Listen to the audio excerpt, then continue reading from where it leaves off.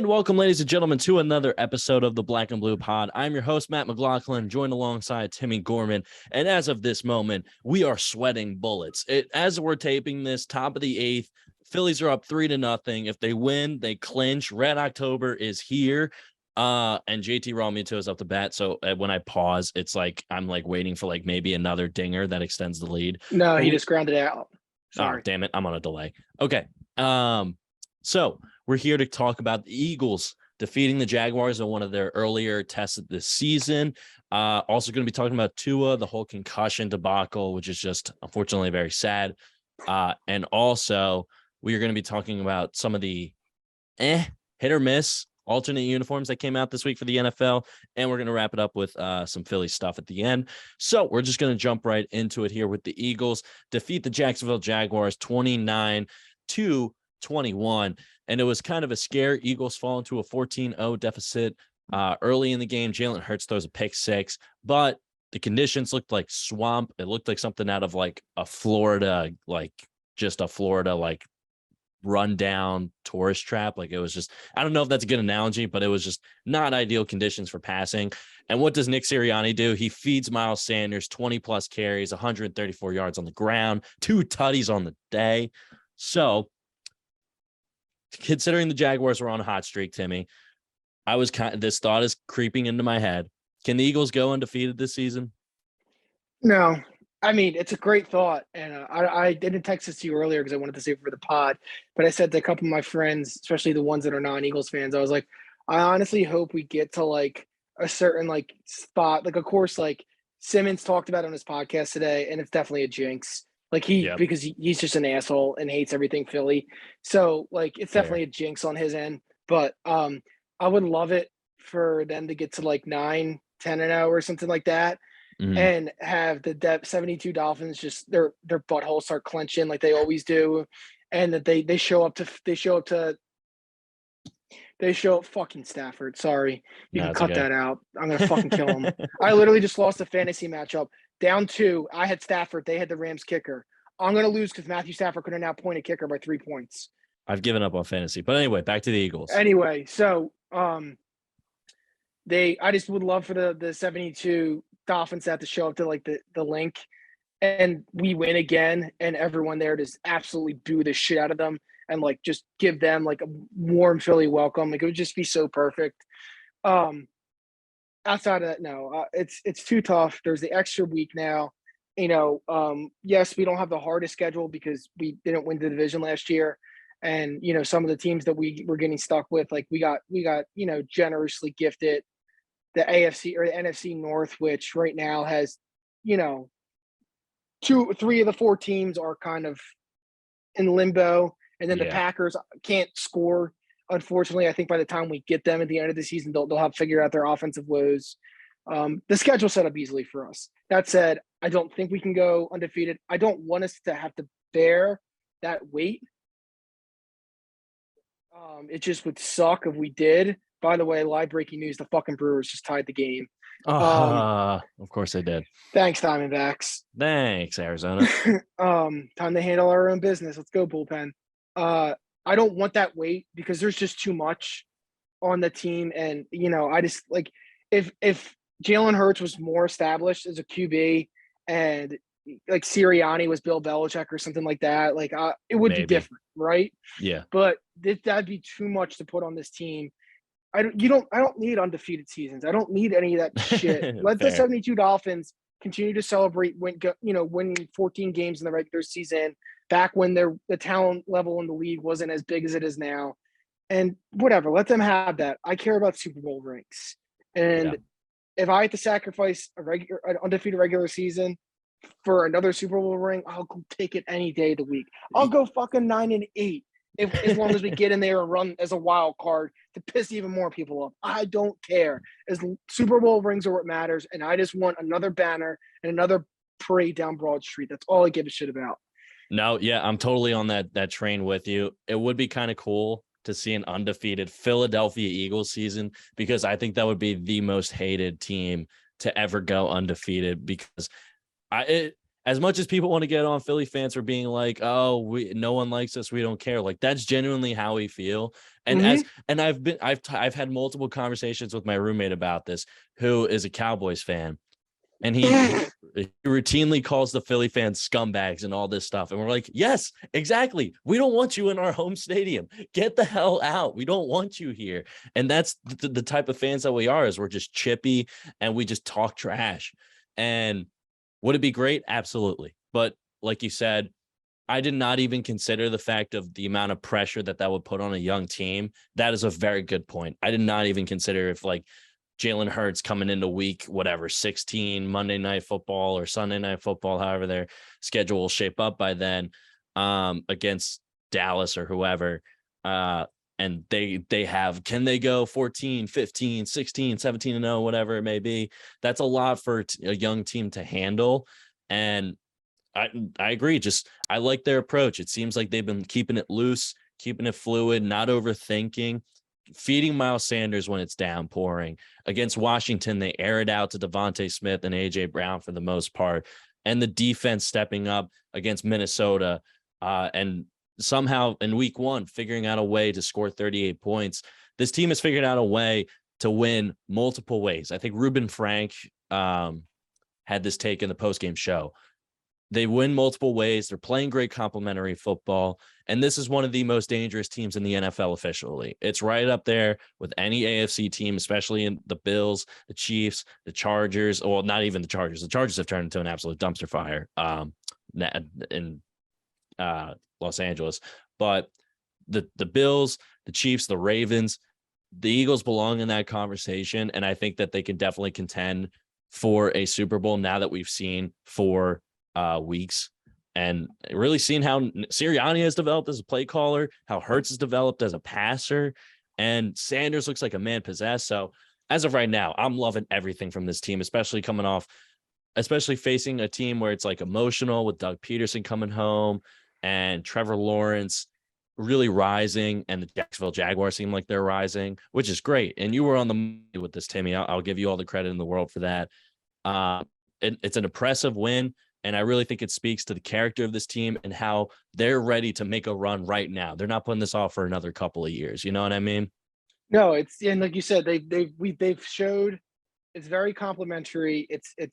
They've won with defense, they've won with offense. Week 1 was a shootout that they won in. That didn't look like it was going to be a shootout, and then they could have easily just collapsed them and like shit. We messed up here and let the Lions just absolutely take that game from them. And they didn't. Yep. Weeks 2 and 3 was week 2 was obviously the whole, the Vikings are going to come in here and how the Eagles going to stop them, blah, blah, blah. They gave up all those points to the Lions, this and that. And obviously they take care of it. And, it was an absolutely phenomenal performance by the defense. Anyone can sit there and say what they want. Primetime Kirk Cousins, whatever. It doesn't matter. They it can't just be because the opponent sucks. Like, you have to give the Eagles some credit as to why they suck. No, Avonte Maddox looked like Asante Samuel with that a couple of attempts Slade he had was to awesome. pick. Last week, the defense absolutely just destroyed Carson Wentz. Now everybody else gets to understand why the Eagles fans were so frustrated for so many years, because the talent's there, and it's just that ACL injury clearly screwed up whatever belief he had in himself. And to the tune of 9 sacks, the offense absolutely blitzed the Commanders. Oh, good catch. Yeah, and in the second quarter has been our quarter all year.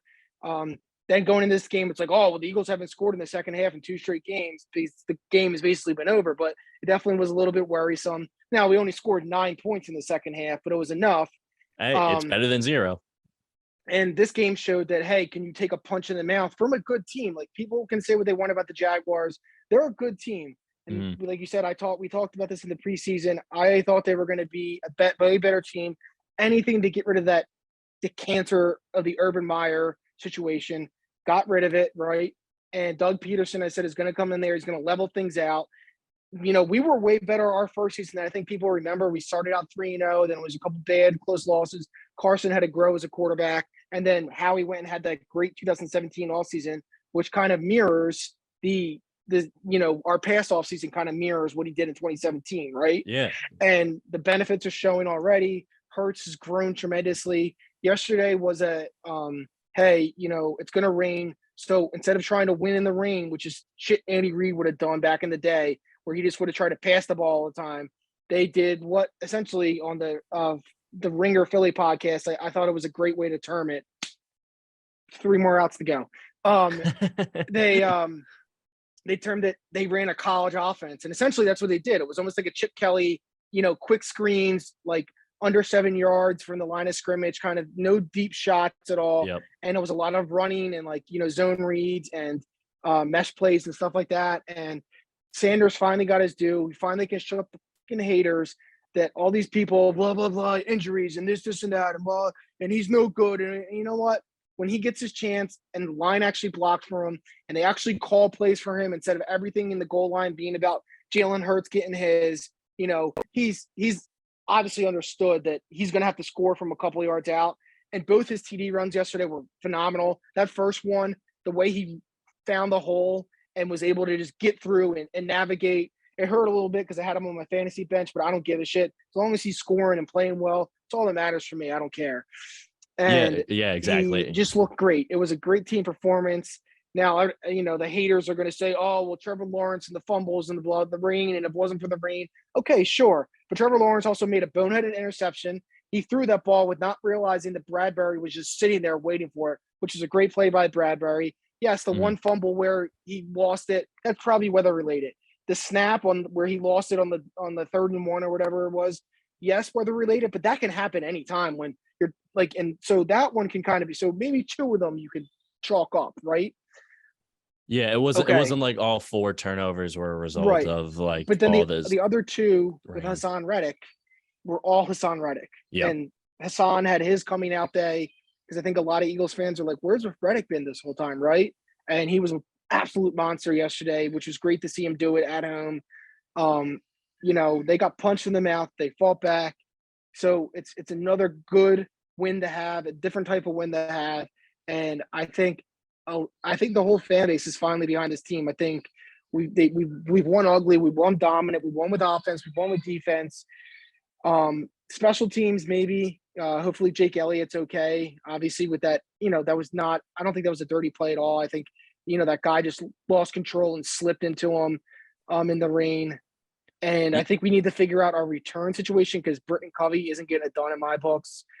And that could easily screw you. Like, talk to the 2011-12 Niners, and they were, this close to going to the Super Bowl, and their kick returner or punt returner, who had fumbled multiple times during the year, lost control of it. And then the next thing you know, Eli and the, Giants are winning a fucking second Super Bowl. So, and even just to use an example from just this past week, the Sunday Night Football game, Bucs are supposed to receive the opening kickoff, and it's a fumble right on the opening kickoff, and you give Patrick Mahomes opening possession in both halves, and so that's the most dangerous thing that you can do, and that's only heightened more when you get to the playoffs, the Super Bowl, etc. Oh, absolutely. In the playoffs, all that is like it's every little thing. Every punt return, you don't know what's going through those guys' heads. When the only thought should be, all right, I got to get this catch clean, right? But it's like the elements, especially in the winter in January, it could be 10 times worse, right? Any of that stuff could really come into effect. And then on top of it, you have, what happens if they it's just somebody back there like Britton Covey who is a rookie and it can't handle the pressure of the situation. You got to make sure, and on top of it, you can't just have a guy who's back there taking fair catches all the time, because eventually that will play a part where they know that that's going to happen, and it's going to affect essentially what takes place. Like, if they know that they don't have to worry about a return, it can affect how those punts play out. And I don't know exactly how, but eventually, like, if I'm the team kicking to the Eagles, knowing that Britton Covey is never going to, set up a return, then there's no chance we're ever going to block it because they can just leave all their guys in there. And then secondly, you just have to know, don't even think about the fake.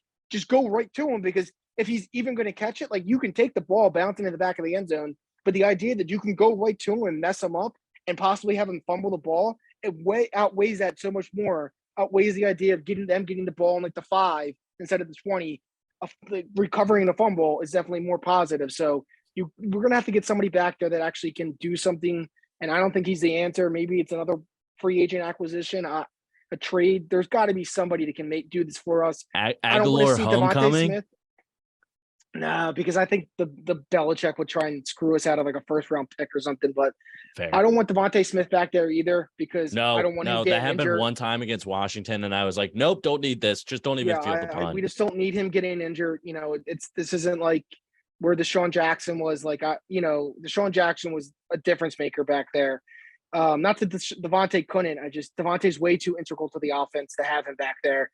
Unless you're throwing him back there for random situations. But even then, it's just way too risky. I don't know, maybe Quez Watkins. There's got to be somebody we can find. There are options, but Scott, but yeah.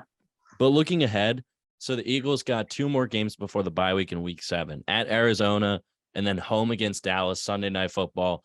That is rumored to be the target date for Dak Prescott's return. Now, Cooper Rush keeps winning games. And I'm not saying that the Cowboys will stick to Cooper Rush immediately when Dak comes back, but I think a situation is brewing where if Dak can't bring that offense back to life like it was last year, there's a situation where maybe they do kind of change up and reevaluate their options a little bit. But from the Eagles side of things, they got at Arizona and home against Dallas. That home game against Dallas, if the Eagles come in 6-0, is going to be one of the best atmospheres in football. Not even just that weekend, but for the entire season, because Eagles fans are well aware of how important it is to have momentum going into a bye week.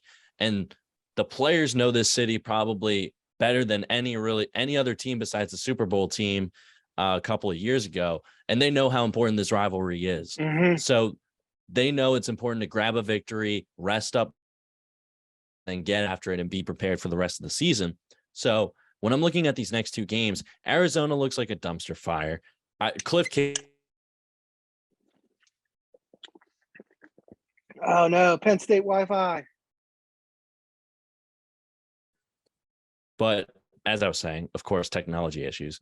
Arizona looks like a dumpster fire, and Dallas is just like a weird question mark of like, are they an offensive team, a defensive team? Like, what is their identity? It feels like they don't have an identity.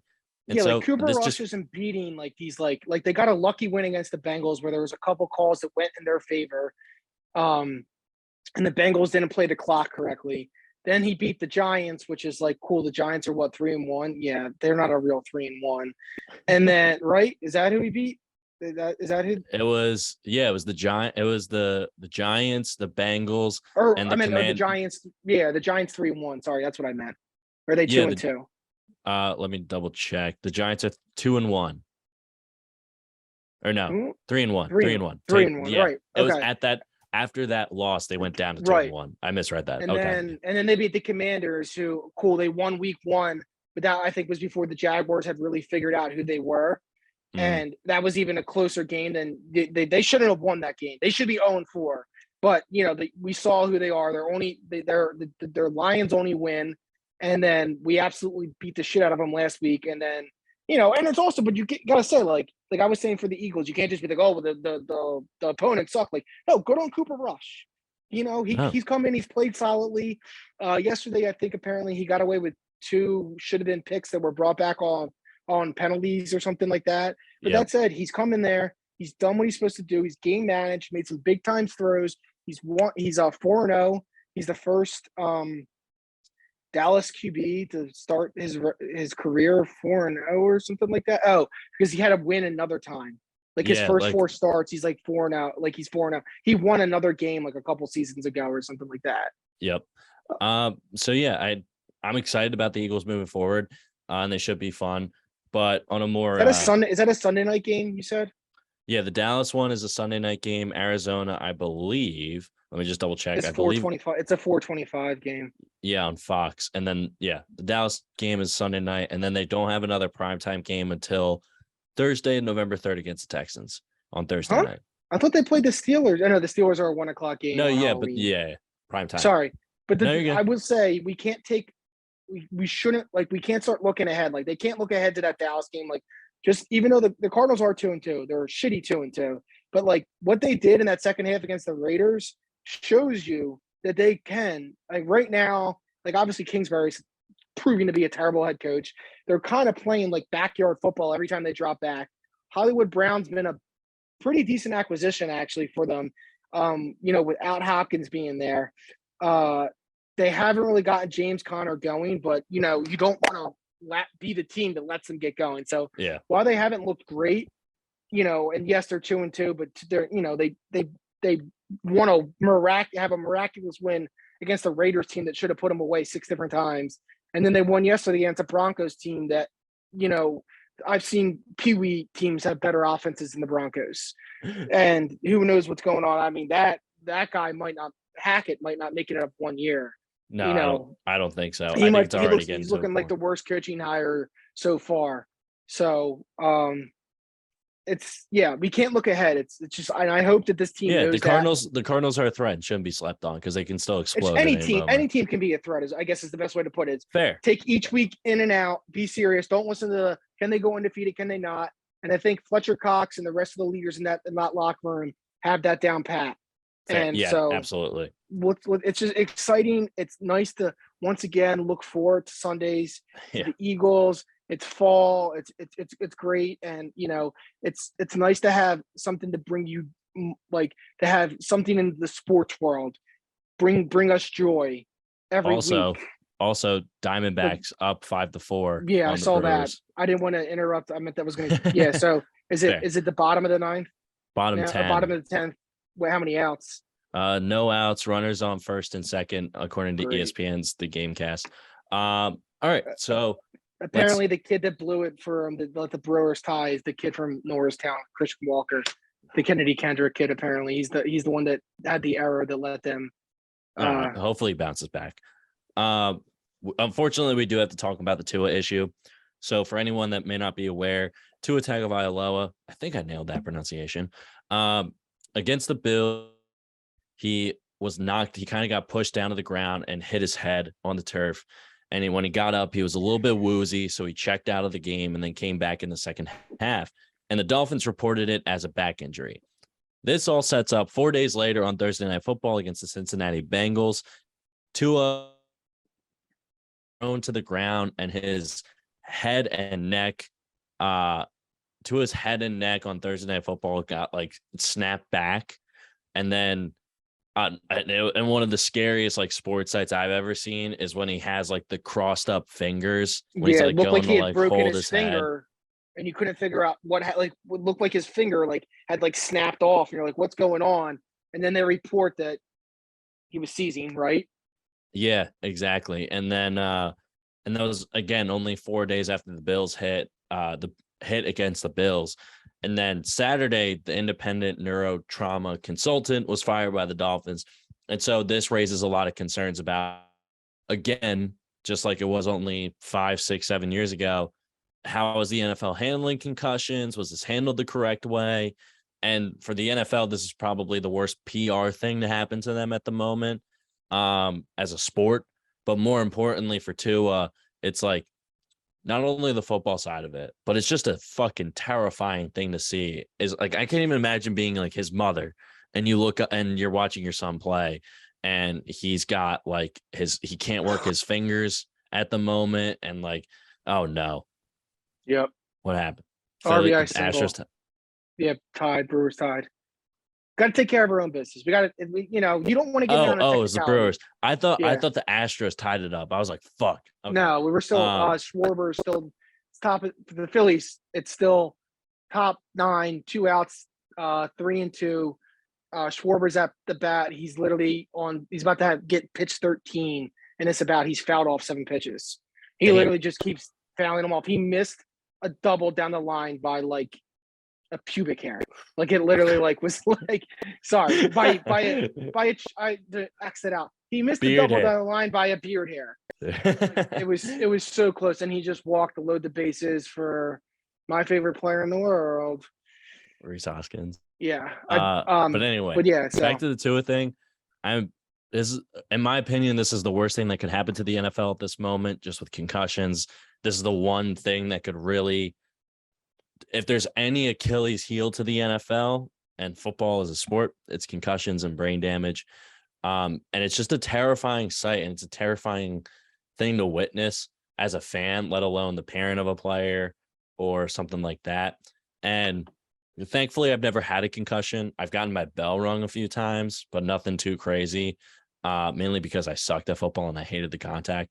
And it's a failure on the Dolphins. It's a failure on the NFL, and it's a failure on the Players Association that they allow that the NFL and the Players Association allow these certain doctors to clear these players when it's just not the case. And Tua was woozy during the Bills game. The fact that they called it a bullshit, and for that sight to occur on Thursday Night Football when it's the first like real game of the weekend, it's an atrocity. And it shows that the NFL just again, it's another case where it feels like the NFL just doesn't give a shit about its players. And it's like, okay, just plug in Teddy Bridgewater. We don't care. We just want like someone up there. And I felt like Tua was betrayed by the organization that should be protecting him. Absolutely. No, everything you just said is 100% right. Like, how do his parents feel? How does any of his loved ones feel watching that? And his friends, his teammates, knowing that.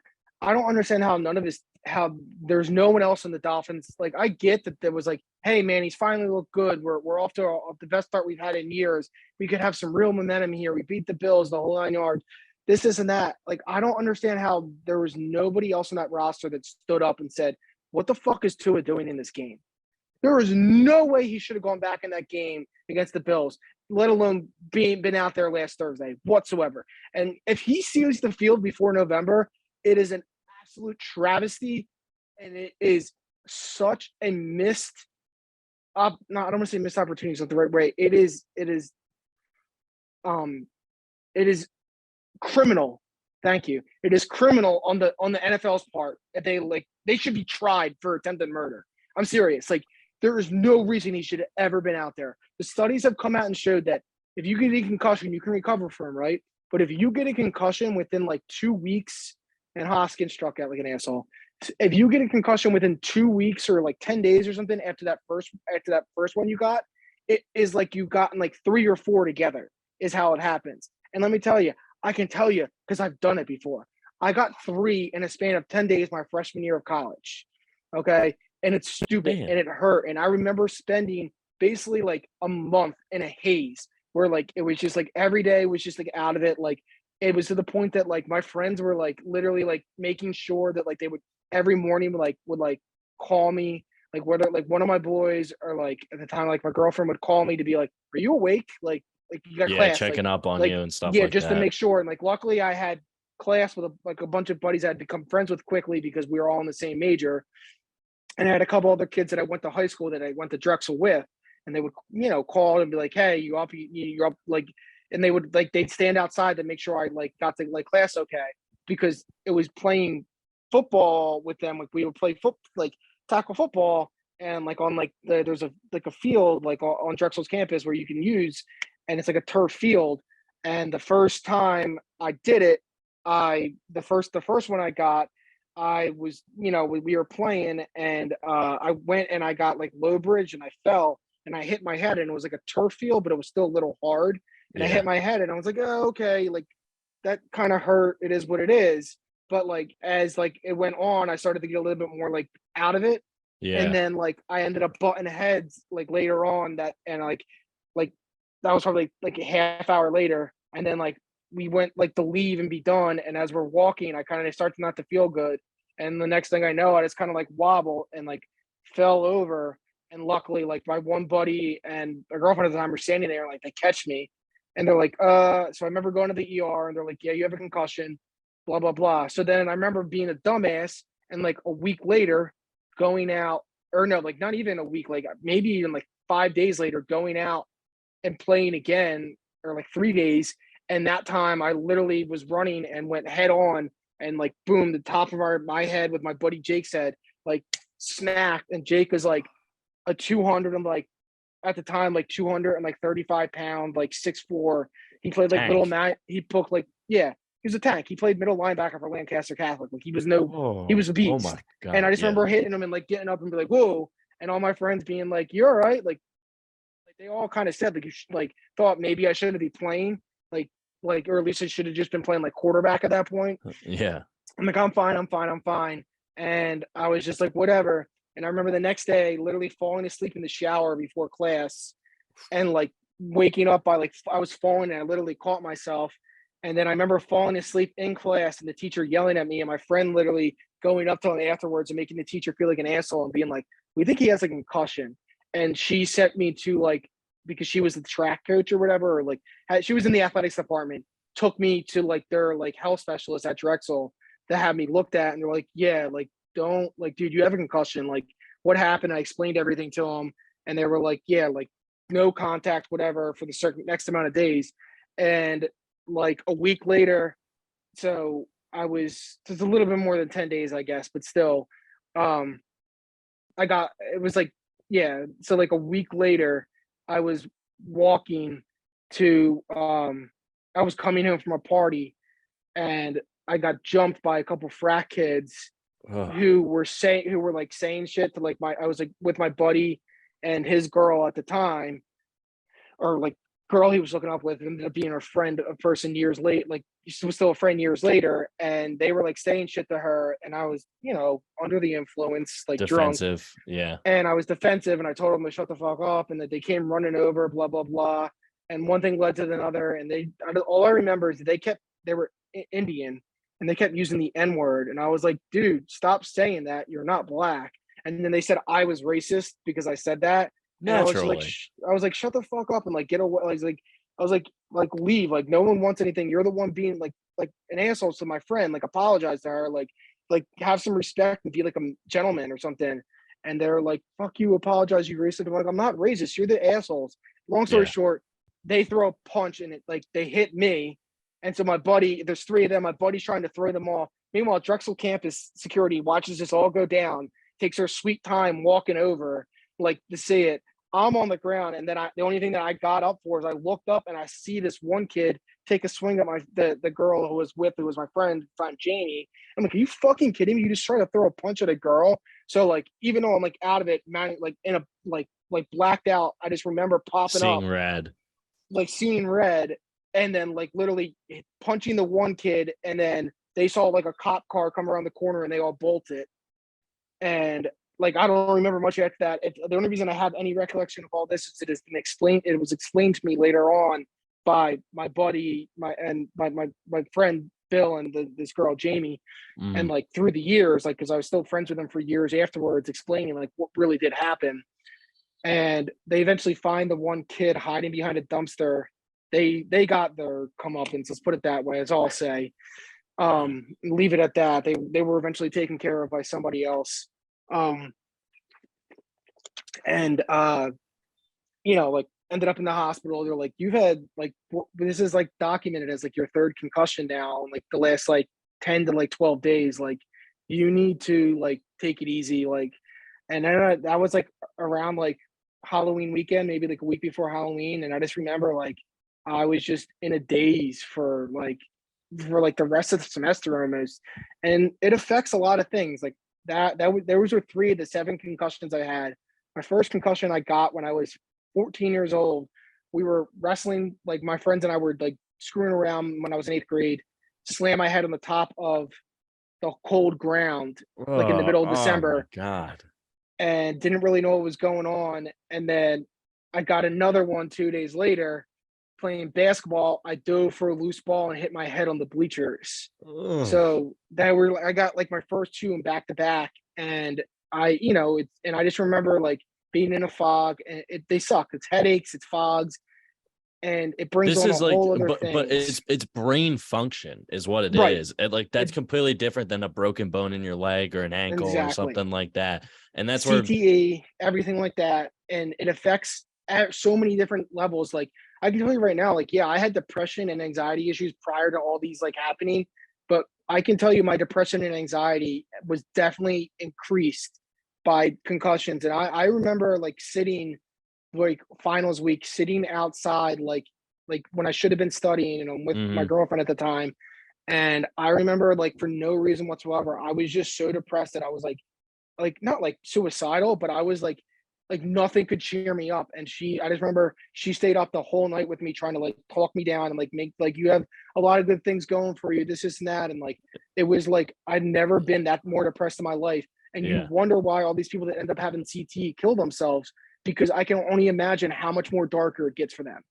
More like Junior Seau, like Rob Ninkovich. Exactly. I will these guys. Yeah, so Rob Ninkovich, who was teammates with Junior Seau at one point, he was explaining just how troubling it is when you have a teammate that's going through something like this, and it's like that's how it can end. That's how it can end. And no person should be subjected to that. And that's where this kind of lands. It's just like you had an athlete that was clearly not fit to play mentally and physically. Did they do it? Red October.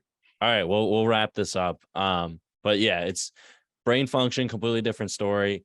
And hopefully the Tua can get healthy and functioning, and he'll be all right for the long run. So let's get to the Phillies right now. Red October. Them firing that independent doctor is such bullshit. They're making that person a scapegoat. That person, if I'm them, I fucking sue the NFL, because I guarantee you that was not the person who gave the final answer to send him back out there. I would, for a fact that they made him doctor up results, and it's bullshit that they're making this person out to be the scapegoat and the one who's all at fault. The Dolphins are at fault, the NFLPA, like you said, and the NFL. Tua should not see the field until they can prove to us through test and medical like research and everything that is literally okay for him to go out there, and they are not putting his life on the line. He could have like died. He could have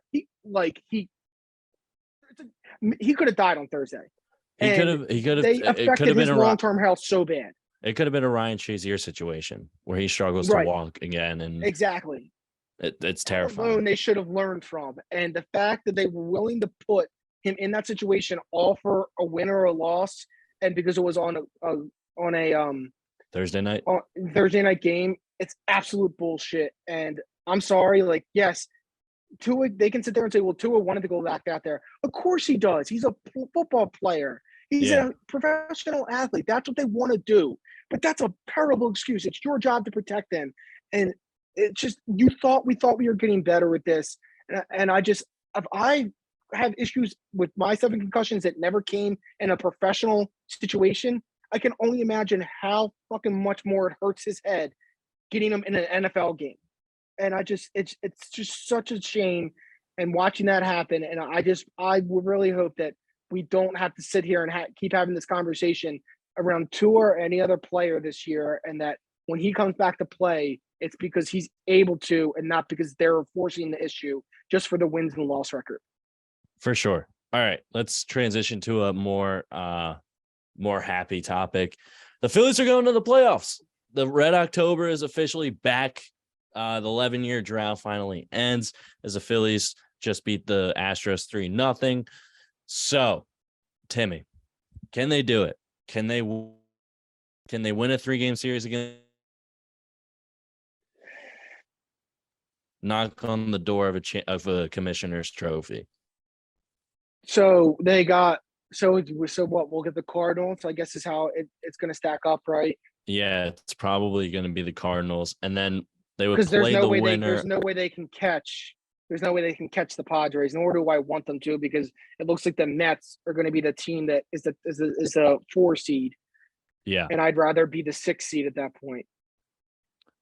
Yeah, so it looks like hold on, if I can pull up the playoff bracket.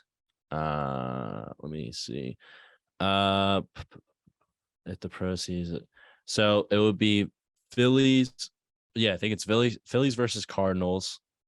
And then they would play they're playing the 1 seed no matter what, I think, right? Yes, so then they would play as the 1 seed. Who's the 1 seed? No. I guess the Dodgers, right? No, I guess if the Cardinals win, then they play the Braves. But if we win, we play the Dodgers. So Where is Or is this? it a bracket? It's a bracket, and I just pulled up one on FanDuel. So the Phillies play the Cardinals, and then they play the Braves, and then they would play the winner of between the Padres, the Mets, and the Dodgers for the yes, if that makes Okay. any sense. And that's as we're taping this on Monday night. So things could be subject to change depending on how like the Braves finish, I guess, maybe. But so the Phillies would have to run through the Cardinals, the Oh Braves, and fuck! either If the Padres lose tonight, we're tied with them neck and neck with 2 to go. of course. And you don't want to lose on purpose. You don't, because that's never like the sports gods do not No. repay that in favor. Nope. All right, whatever. Maybe they win it out, and maybe we Dude, shake the Mets voodoo. Yeah, and I think the Mets are coming off probably the worst way to end a season ever in this organization's history, which I think is saying a lot. Losing yeah, fair. It's up there. Watching Losing them a come sweep down to, in flames while we clinch at the same time is like it's great. It's a double bonus to watch those fantastic scumbags from Queens do that. Yeah, and all their piece of shit fans I've gotten have a so heart sick attack. and tired. I know I'm getting really sick and tired of Mets fans because they went from predicting like World Series champs at the beginning of the season to now they're like, oh yeah, we knew they were done. We knew they were toast. It's like, shut the fuck up. Like, no, you didn't. No, you didn't. Ugh. I hate I'll forever hate their fans for the fact that when I was in like 7th or 8th grade, going to a game and watch like against them and watching, I was like in the below, like on the back when it was the vet, it was like club box seats. They were right on the field. Yeah. They had a different name. I don't know. And there was like a foul ball, and Rico Brunia or whatever comes over and catches it and like gets it and flips it to maybe like a 4-year-old girl who's sitting there in the front seat or whatever. And this freaking like 15, 16-year-old Mets, these 2 Mets fans come running down and like go to catch it and like rip it out of the girl's hands and run back and like, ah, like celebrating. And they sit down with their dad, and their dad's like, yeah, man, and it's like, dude, are you fucking kidding me? Like, you just stole a foul ball from a 4-year-old girl. Like, yeah, it was so bad. Like, luckily, like the Phillies saw it and they went and like they gave the little girl this thing and like, nice. But like everyone just booed them and wanted them. But right then and there, I was like 13 and I knew. I was like, wow, you're a fucking piece of shit. Like, what a scumbag. Like, they eventually got booted because they got too drunk and they got caught like giving the kid alcohol. So the ushers booted him. But it's just like, that's like, fine. like that right there just is like every Mets fan in the world to me. Yeah, I think that's pretty accurate representation, if I'm speaking for myself. But can they run through the Cardinals? Can they run through the Braves and do it and do the impossible? At least in the Cardinal series, a 3-game series, and you got Nola, Wheeler, if whoever you want to throw out there in that last spot, if it's Ranger, Suarez, Bailey Falter's been showing a lot of promise lately. And then you got, I mean, I don't know who else you want to throw out there. I mean, Kyle Gibson, but like Gibson's a little bit too much of a gamble, I think, in my opinion. So, but I'm looking at like the fact that they ended this playoff drought is incredible. This is a great step in the right direction. Everything else, you're playing with nothing to lose, and they can just play to their own, I guess, play the way that they want to without any pressure now of really worrying about like losing a wild card spot and stuff like that. So now this is anyone's ball game, and I am pumped to see how the Phillies handle this. And also, it's important to note the Phillies won the season series between the Cardinals 4-3. 4-3. That's what I was just looking up. And the Phillies have also won. And some of the games they lost too, they blew. Like when they lost like 4-3, I'm pretty sure they blew that game. Yeah, they won 3 of the last 4 against the Cardinals. So anything is possible. I think the Cardinals, 3 of the last 5. As I was saying, all they need is 2 games. They need to win 2 games, and with Nolan Wheeler on the bump, most likely both games, I'll take that. I will take that against whatever the Cardinals throw their way. And I want to see what the Cardinals can do whenever Goldschmidt and Arenado aren't really firing on all cylinders. So Philly's got a shot. Yeah, I don't they don't scare me as much as like it would like the Mets. Even with the Mets in free fall, for some reason they just have had our number lately.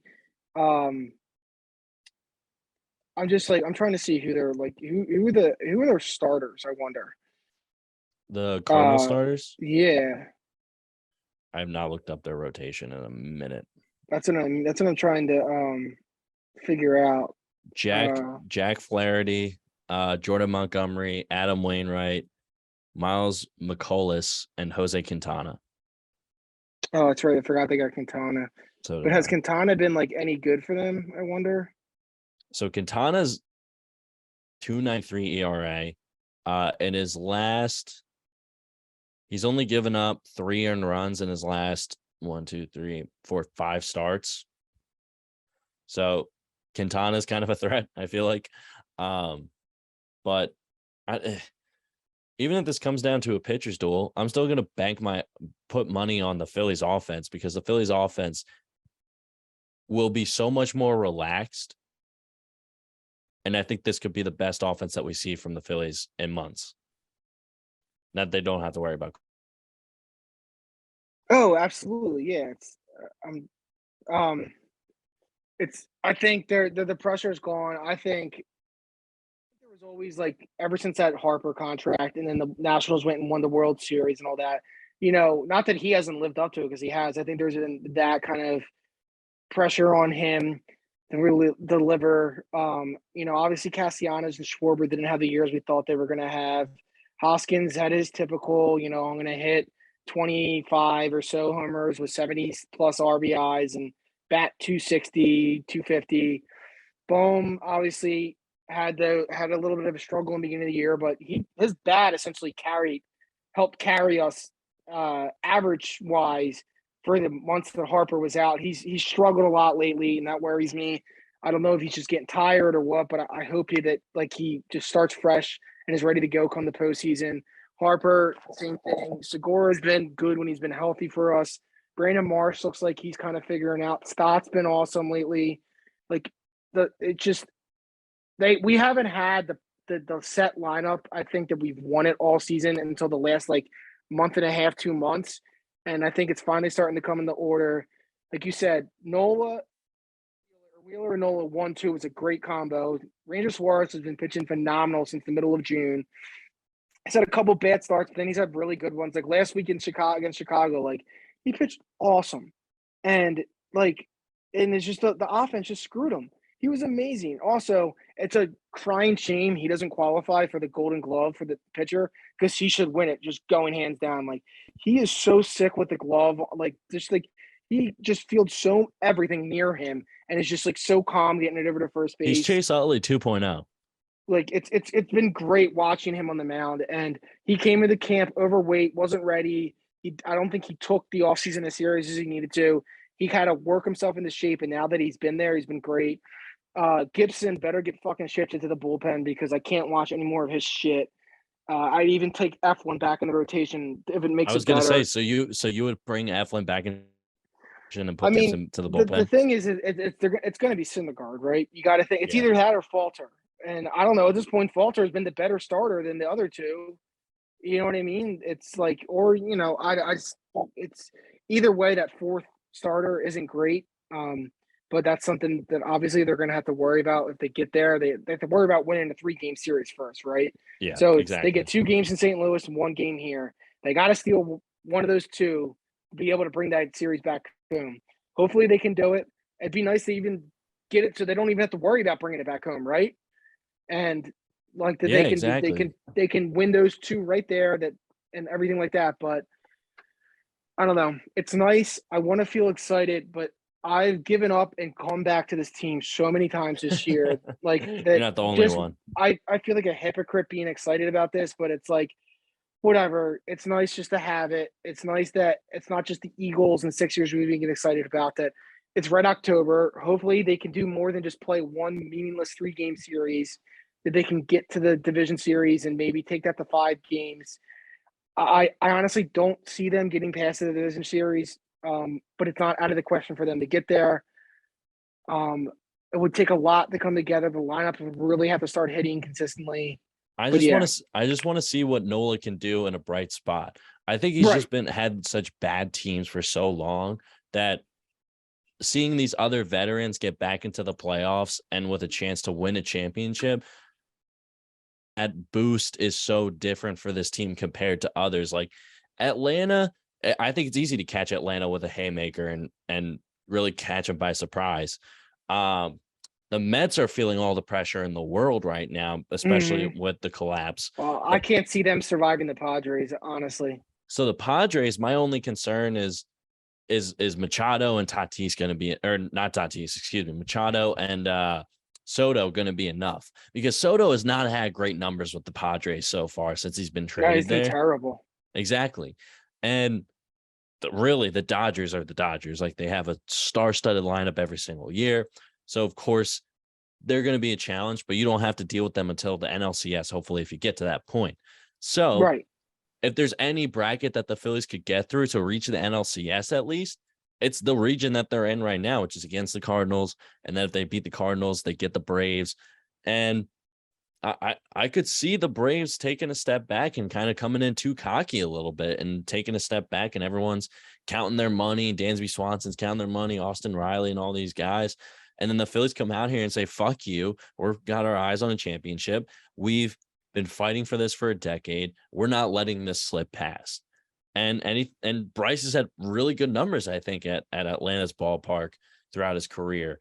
And who knows who catches fire? Maybe Castellanos comes alive and Bohm really starts feeling his bat back again. So I'm excited for the Phillies. I think Philly fans should be excited that a deep playoff run is potentially happening, and that if there's any region that can actually do it, the Phillies are in the region to do it as of now. Right. So, and here's the other thing happen. too. It's not a bunch of guys that have never been to the playoffs. Like, we have, like, Hoskins obviously has never been there. Boom's never been there, players like that. But Castellanos was there at least his second year, not maybe his first. He might have been a playoff addition when he was on the Tigers.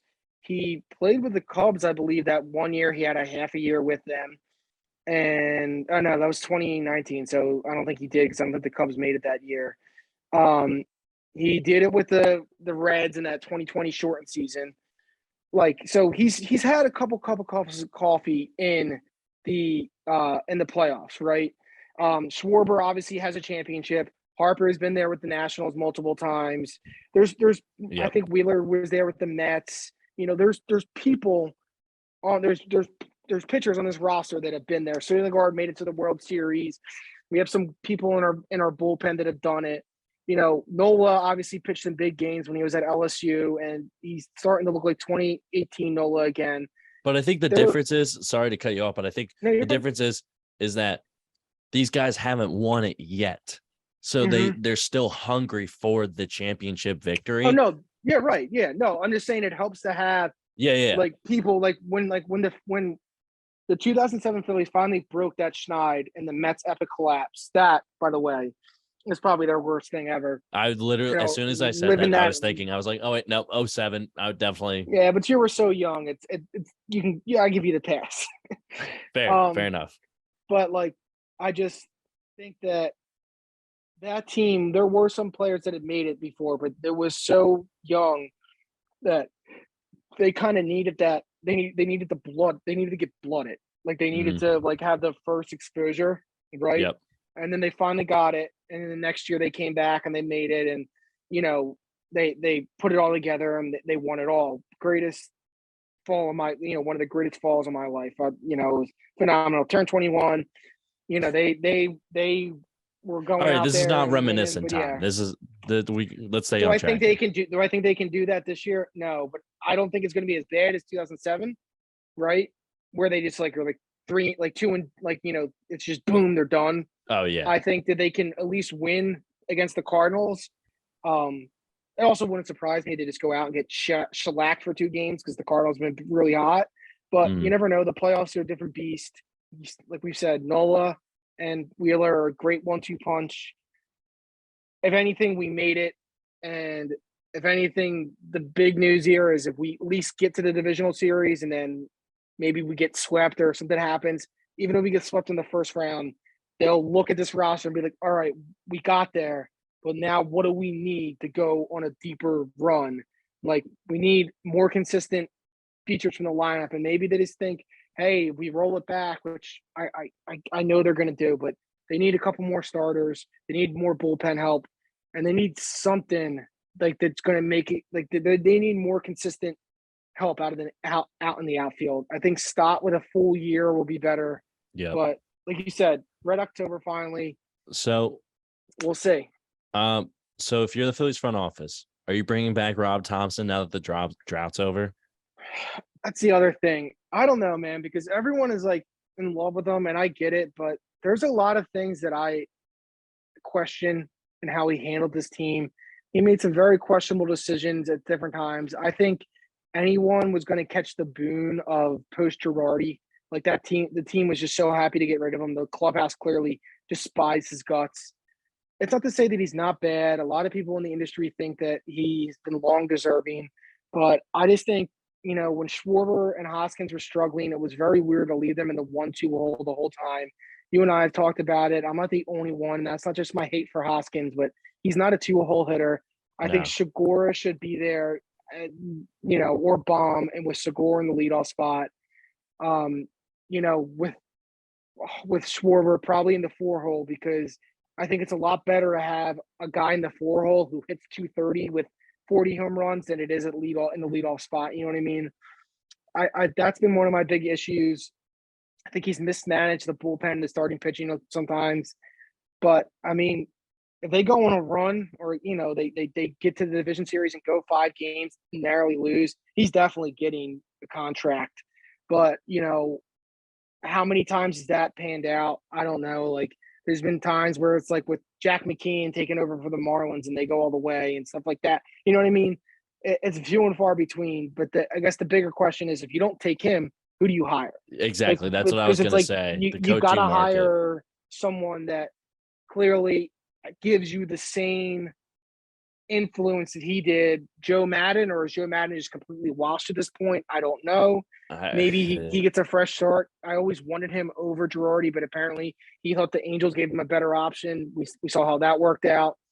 It's interesting. It'll be interesting to see. It really will be. Like, and if they don't want to bring him back, or they're up in the air, I think the most important thing they got to do is talk to the players and ask them, what do they think they need to get? What do they think they need in a manager to get them? Like, what was the difference between Girardi and Thompson?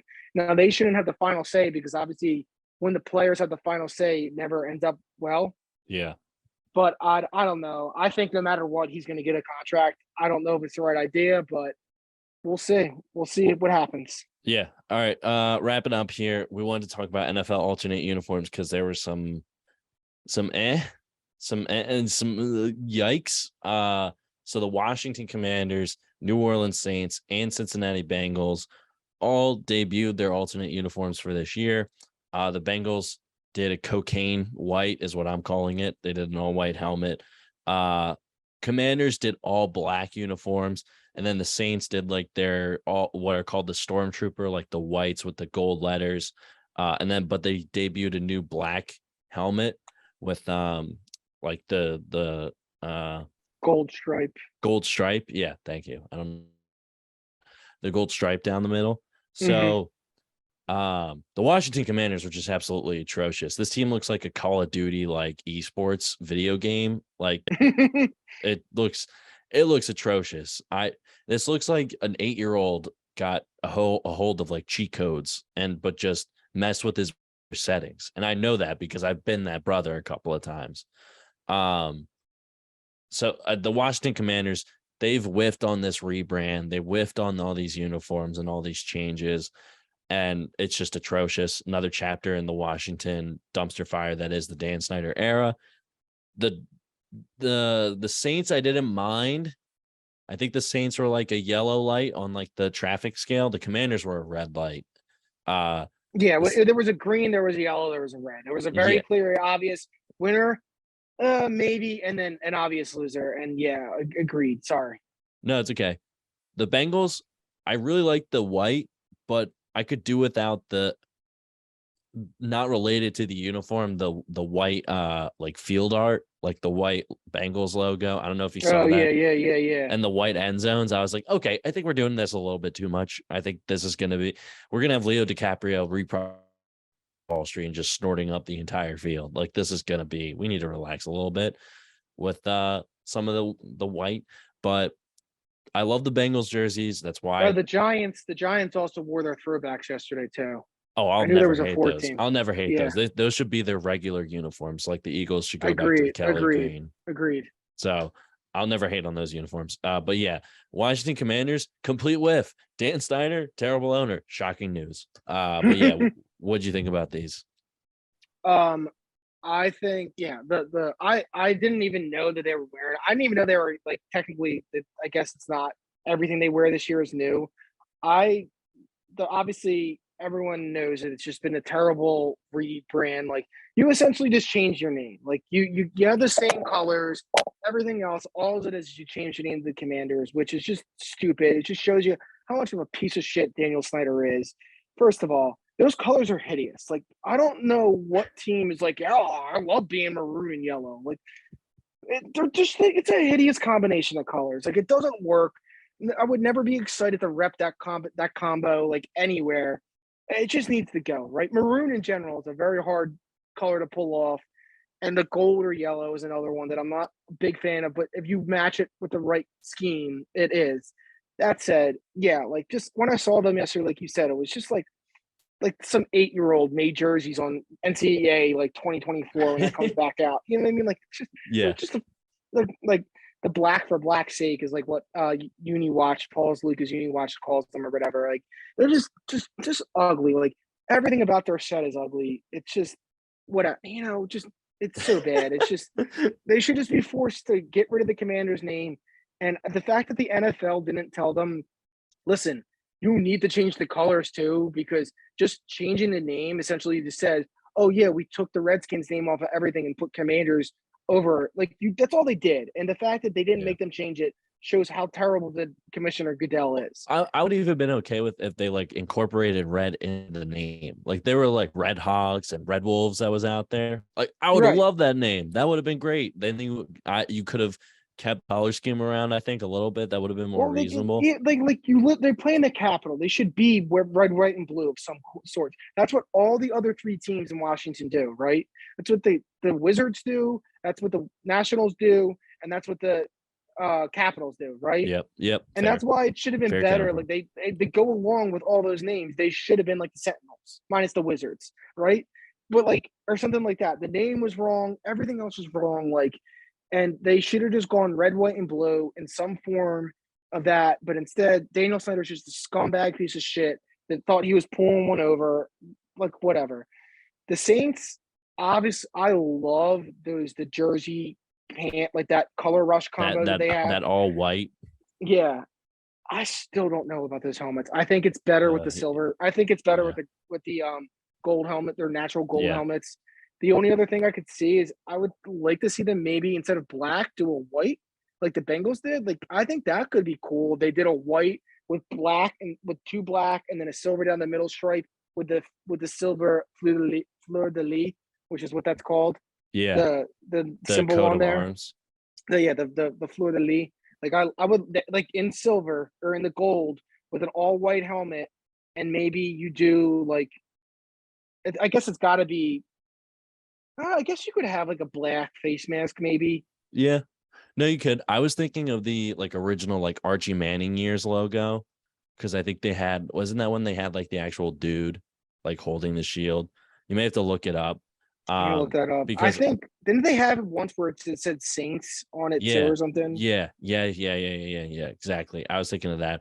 But the Saints, they don't generally miss, and I kind of see where they were going with this. And I'd rather experiment with helmets than just Yeah, I'd rather just see them wear the black pants again than you know what I mean. Like it's just I don't. Yeah, So I Bengals just. white. Are you on board with Oh that? yeah, I because obviously I love the Bengals helmet. I think you and I are on board with that. We're 2 big proponents of the Bengals.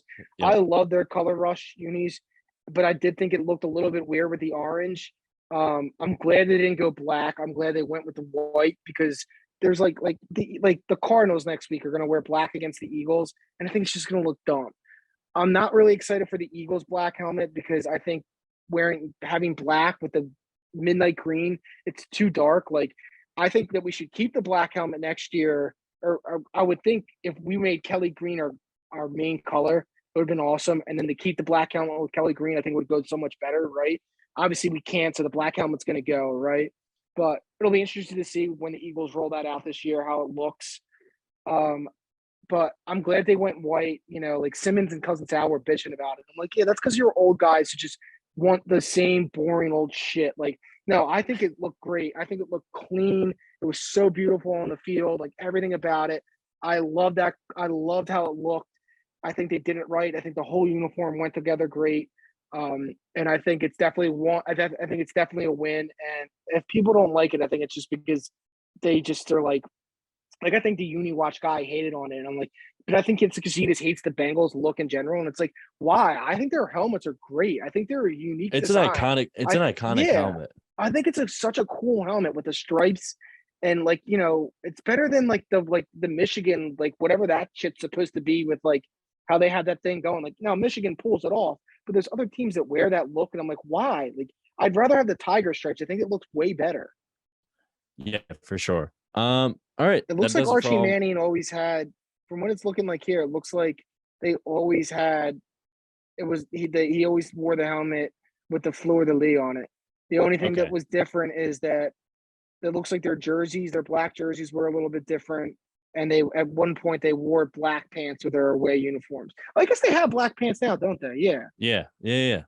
Do they still have gold? Yeah, they have gold. They have maybe it's just maybe it's the black with the white jerseys is what was throwing me off. Maybe. So that does it all for oh my God, that was a terrible intro. So that does it for all of us here at the Black and Blue Pod. I'm your host, Matt McLaughlin, alongside Timmy Gorman. Be sure to like, comment, subscribe, check us out on socials, and we will catch you all in the next episode.